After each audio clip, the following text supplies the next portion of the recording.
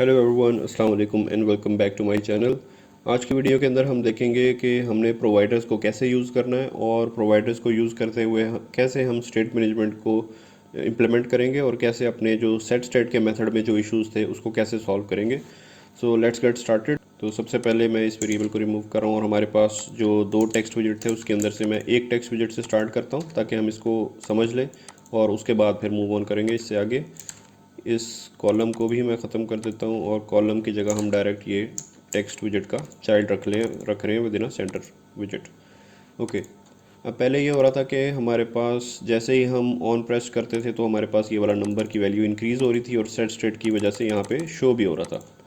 तो अब प्रोवाइडर्स को यूज़ करने के लिए हमें क्या करना पड़ेगा, सबसे पहले pub.dev के ऊपर हम जाएंगे और pub.dev पे जाके इसे इंस्टॉल करेंगे। तो यहाँ पे आप लोग देख सकते हैं प्रोवाइडर सबसे पहले नंबर पे हमारे पास, इसको इंस्टॉलिंग के टैब में जाके इंस्टॉल कर लेना आपने इस डिपेंडेंसी को अपनी pubspec.yaml फाइल के अंदर पेस्ट करके, जैसे कि मैंने यहाँ पे किया हुआ है। उसके बाद जैसे ही ये इंस्टॉल हो जाएगा प्रोवाइडर, उसके बाद हमने क्या करना है, इसके कोड को इम्प्लीमेंट करना है।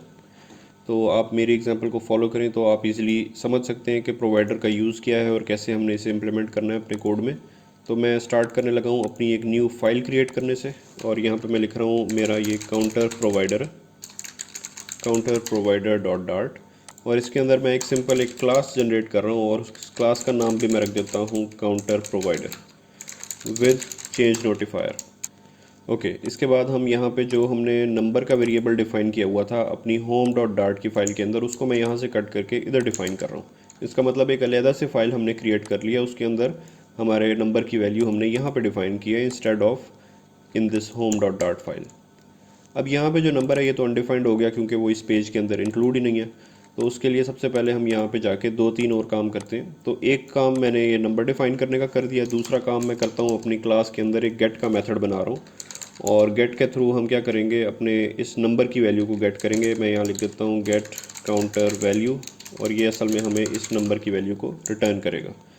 ओके, और ये जो मैंने प्रोवाइडर यहाँ पे क्रिएट किया है, इस प्रोवाइडर को मुझे इधर आके डिफ़ाइन भी करना पड़ेगा अपनी होम फाइल के अंदर, ताकि मैं इसके अंदर जो वेरिएबल है और जो फंक्शन है उसको यहाँ पे यूज़ भी कर सकूँ।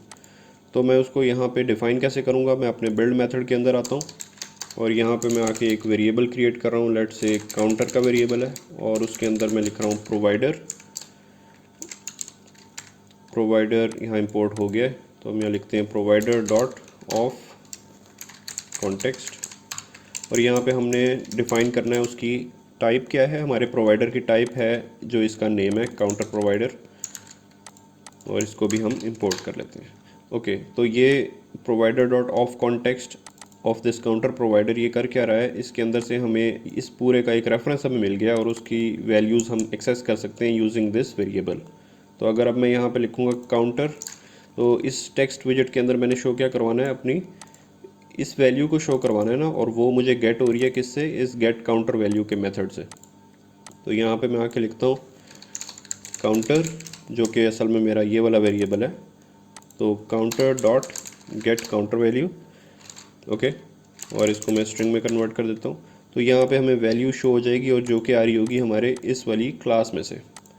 और जब मैं इसके ऊपर क्लिक करता हूँ, साथ ही मैं चाहता हूँ कि मेरी ये वाली वैल्यू सेट भी हो जाए, तो उसके लिए भी मैं यहाँ पे एक फंक्शन क्रिएट कर लेता हूँ सेट काउंटर वैल्यू। और इस सेट काउंटर वैल्यू के अंदर मैं अपने नंबर के अंदर इंक्रीमेंट कर रहा हूँ, जो कि मैं अपने पहले होम डॉट डार्ट के ऊपर कर रहा था, लेकिन अब मैं इसको यहाँ कर रहा हूँ। और यहाँ पे इस सेट स्टेट को यूज़ किए बगैर अब मैं क्या चाहता हूँ कि इस काउंटर के वेरिएबल को यूज़ करते हुए सेट का मेथड कॉल कर लूँ।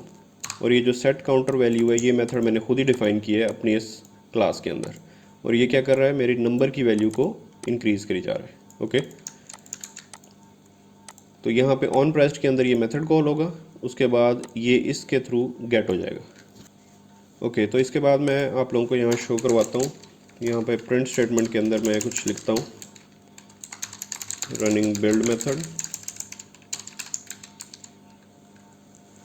Okay, could not find the correct provider. इसके लिए हमें क्या करना पड़ेगा, अपनी मेन डॉट डार्ट फाइल के अंदर आके इधर भी हमें प्रोवाइडर जो हमने यहाँ पे प्रोवाइडर बनाया है उसको यहाँ पे इंपोर्ट भी करवाना पड़ेगा अपने इस मेन फाइल के अंदर।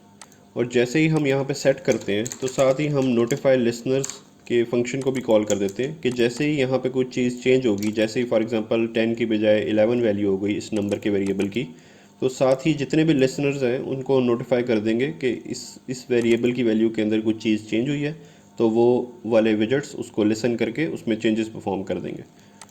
तो यहाँ पे हमने कैसे करना है, अपने मटेरियल ऐप को रैप कर देते हैं विद इन अ विजेट, और इसका विजेट हम लिखेंगे चेंज नोटिफायर प्रोवाइडर। और चेंज नोटिफायर प्रोवाइडर के अंदर जो रिक्वायर्ड पैरामीटर है वो है क्रिएट का मेथड।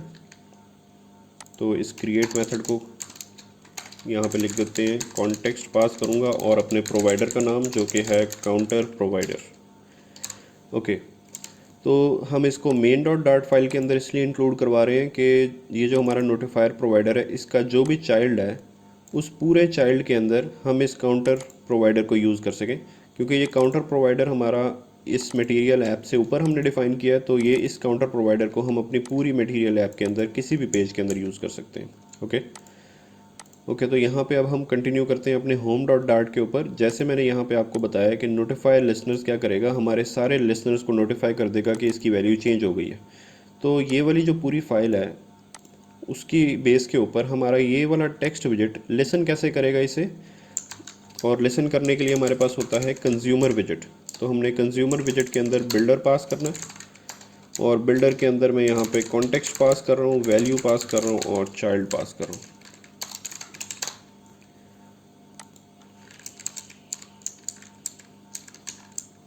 ओके, इसके अंदर आके मैं रिटर्न कर देता हूँ अपना टेक्स्ट विजेट जो कि पहले मैंने लिखा हुआ था।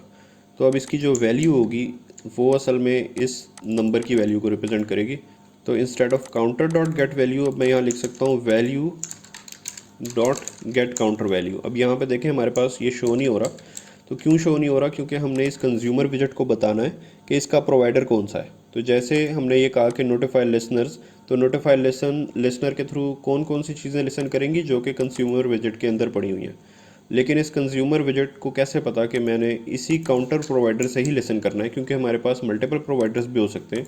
तो हम इस काउंटर प्रोवाइडर के अंदर टाइप डिफाइन कर देंगे काउंटर प्रोवाइडर, और इस तरीके से अगर मैं यहाँ पे अब वैल्यू लिखूँगा तो डॉट गेट काउंटर वैल्यू को हम एक्सेस कर सकते हैं। ओके, तो हम यहाँ पे प्रिंट इसलिए करवाना चाह रहे थे, मैं यहाँ पे आपको शो करवाता हूँ। मैं प्रिंट इसलिए करवाना चाह रहा था कि हम देखें कि हमारा ये बिल्ड मेथड दोबारा से रन तो नहीं होता इस फ्लोटिंग एक्शन बटन पे क्लिक करने से। जैसे ही क्लिक करेंगे देखें अभी भी हमारे पास फ्लोटिंग एक्शन बटन पे क्लिक करने से हमारा ये पूरा बिल्ड का मेथड रन हो रहा है।